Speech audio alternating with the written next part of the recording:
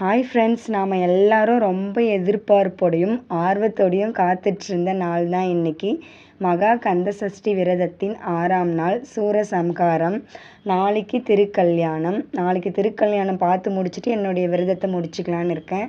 இன்றைக்கி 48ஆம் நாள் எனக்கு. நான் 48 நாள் விரத முறை ஃபாலோ பண்ணுறதுனால.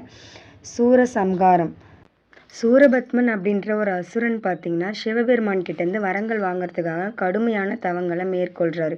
அவருடைய தவங்களை பார்த்துட்டு சிவபெருமான் அவருக்கு நம்ம வரங்களை கொடுக்கலான்னு சொல்லிட்டு வரங்கள் நிறைய அள்ளி அள்ளி வழங்கிட்டாரு. அவர் வரங்கள் வாங்கின பிறகு பார்த்திங்கன்னா அந்த வரங்களை நல்ல முறையில் யூஸ் பண்ணாமல் தீய சக்திகளுக்கு யூஸ் பண்ண ஆரம்பிச்சிட்டாரு.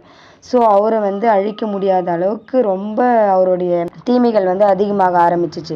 அப்போ யாராலுமே எதுவுமே செய்ய முடியாதுன்ற சமயத்தில் நம்ம முருகப்பெருமானால் மட்டும்தான் அவரை வதம் செய்ய முடியும் அப்படின்னு சொல்லிட்டு முடிவெடுத்து நம்ம பார்வதி தாயார்கிட்டேருந்து சக்திவேல், சிவமும் சக்தியும் சேர்ந்த வேல், அவங்களுடைய எல்லா சக்திகளாலையும் உருவாக்கப்பட்ட சக்தி வேலை கொடுத்து போயிட்டு சூரனை வதம் செய்ய சொல்லி நம்ம பார்வதி தாயார் அனுப்புகிறாங்க.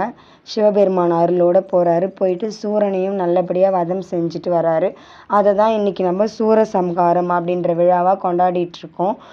அதுபோல தான் இந்த 6 நாள் விரதத்துக்கு அப்புறம் நம்மளுடைய மனமும் தூய்மை அடையும். அதுக்காக தான் இந்த 6 நாள் சஷ்டி விரதம் இருக்கிறது.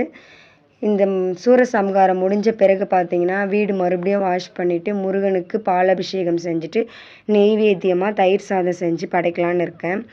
நாளைக்கு ஹஸ்பண்டுக்கு லீவு கிடைச்சா மயிலம் கோவிலுக்கு போயிட்டு திருக்கல்யாணம் பார்த்துட்டு வடை பாயசத்தோடு சமைச்சி படையல் போட்டு என்னுடைய விரதத்தை முடிக்கலான்னு இருக்கேன். இன்றைக்கி எங்கேயும் கோயிலுக்கு போகிற மாதிரி இல்லை.